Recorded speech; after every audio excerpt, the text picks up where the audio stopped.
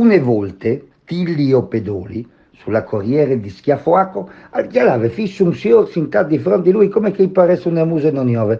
Tanto che si ne accorge, lo chiale e fa, ma che scusi, ma c'è il di chialami tanto. Oh no, ma che mi scusi lui, eh?